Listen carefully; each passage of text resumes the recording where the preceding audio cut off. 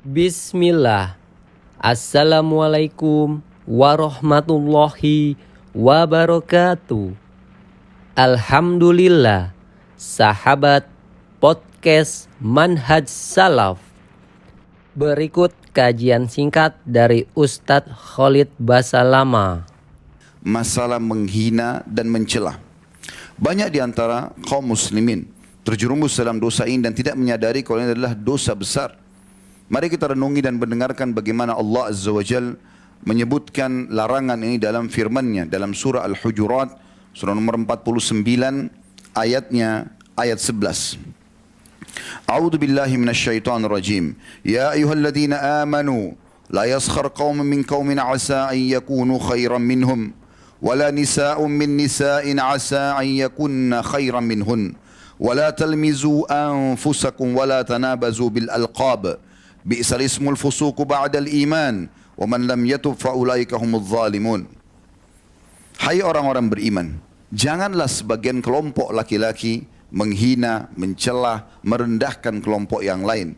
Karena bisa saja yang direndahkan, dihina dan dicela itu lebih baik daripada yang mencela atau menghina.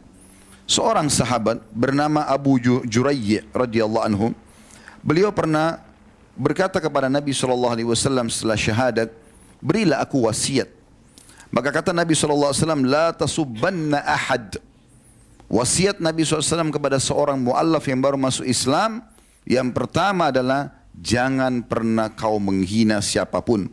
Kata Abu Jurayy radhiyallahu anhu, setelah mendengarkan wasiat tersebut, aku tidak pernah menghina, mencela, merendahkan seorang pun, baik ia adalah seorang yang merdeka atau budak. Bahkan aku tidak pernah sama sekali menghina unta ataupun domba.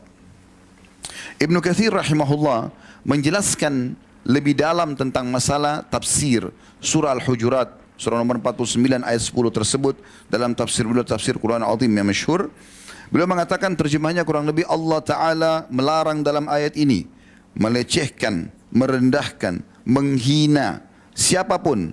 Hal itu sejalan karena menghina, sejalan dengan hadis Nabi SAW. Hal itu karena menghina dan mencela sejalan dengan larangan dalam hadis Nabi SAW. Sombong itu menolak kebenaran dan merendahkan atau menghina orang lain. Dan ini jelas adalah perbuatan yang haram.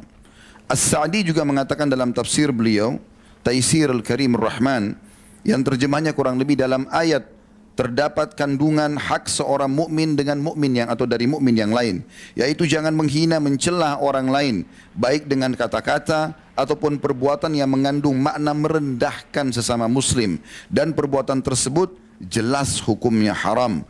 Perbuatan ini menunjukkan bahwa orang-orang yang menghina, mencela dan merendahkan itu merasa kagum dengan dirinya sendiri sehingga dia masuk dalam ancaman dosa lain, yaitu sombong.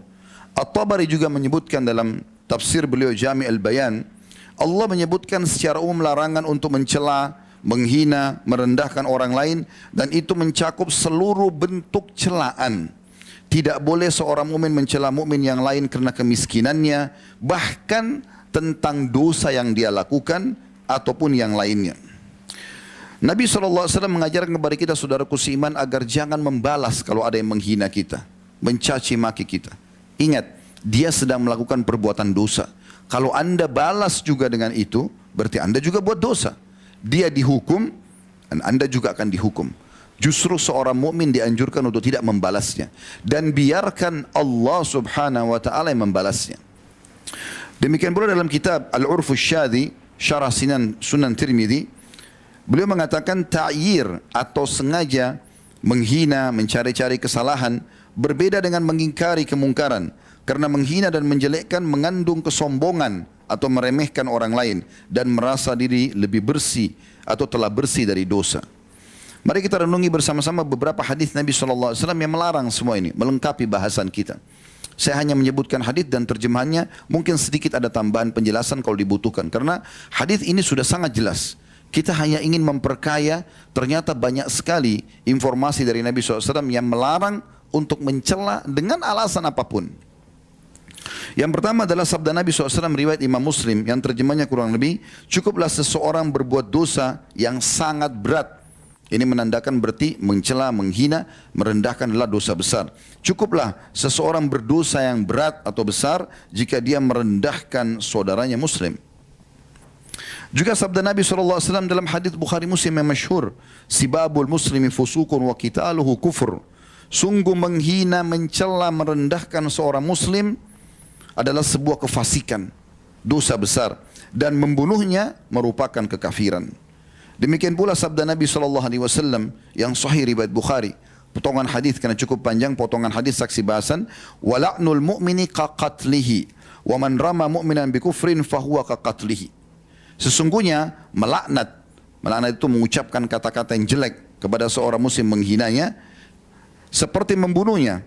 Dan barang siapa yang menuduh seorang mukmin dengan kekafiran, maka dia seperti membunuhnya. Nabi SAW mengingatkan kepada kita agar menjadi sifat kita sebagai orang beriman. Jangan pernah gunakan kata celaan. Dan kita akan lihat nanti ada rincian dalam penutupan khutbah kita. Bukan hanya larangan mencela manusia. Mencela hewan tidak boleh. Mencela massa nggak boleh. Bahkan mencela syaitan saja tidak dibolehkan. Kata Nabi SAW, wa inna arbar riba irdur rajulul muslim. Dan ketahuilah level tertingginya dosa riba itu 73-nya yang paling berat hukumannya itu setara dengan menghina, merendahkan saudara muslim. Artinya apa?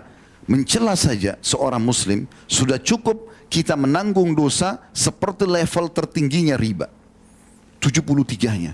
Dan itu yang paling rendahnya saja sama dengan menzina ibu sendiri. Anda bisa bayangkan bagaimana beratnya dosa mencela dan menghina seorang muslim.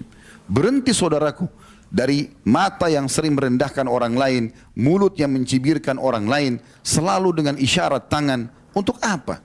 Dia ciptaan Allah subhanahu wa ta'ala.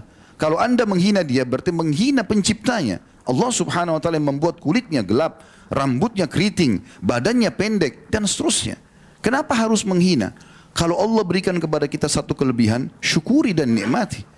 Tapi bukan tugas kita menghina. Ada kekurangan pada diri orang lain, sekali lagi, nasihatin, berikan masukan, dan tutupi itu. Ini penting sekali untuk digarisbawahi. Saya ulangi hadis ini. Kata Nabi SAW, riba itu 73 pintu atau level. Yang paling rendahnya seperti orang berzina dengan ibunya sendiri. Yang paling tingginya setara dengan dosa seseorang merendahkan muslim yang lain. Subhanallah, saya pernah belajar dari salah satu guru kami, Dr. Saleh Suhaimi Hafidahullah. Beliau pengajar di Masjid Nabawi. Satu waktu beliau pernah datang ke Jakarta bersama istrinya, kemudian berkunjung ke rumah kami. Waktu itu kebetulan saya tidak bisa datang ke hotel beliau. Kemudian saya sempat menghidangkan, menuangkan satu susu. Saya tidak ngeh kalau susu ini ternyata sudah tidak baik. Tidak bermaksud, tapi subhanallah, saya buka kulkas, saya keluarkan susu itu. Ternyata susu ini baru kami beli kemarin.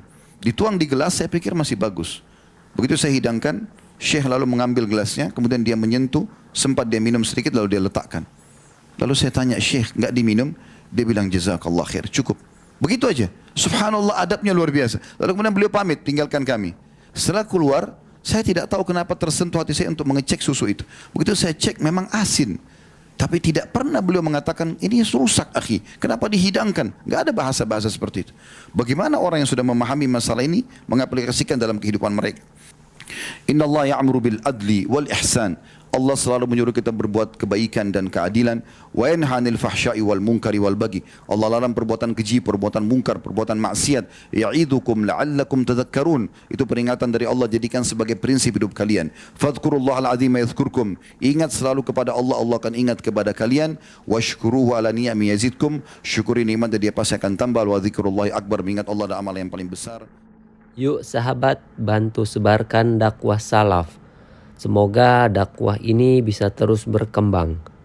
Rasulullah Shallallahu Alaihi Wasallam bersabda, barang siapa yang menunjuki kepada kebaikan, maka dia akan mendapatkan pahala seperti pahala orang yang mengerjakannya.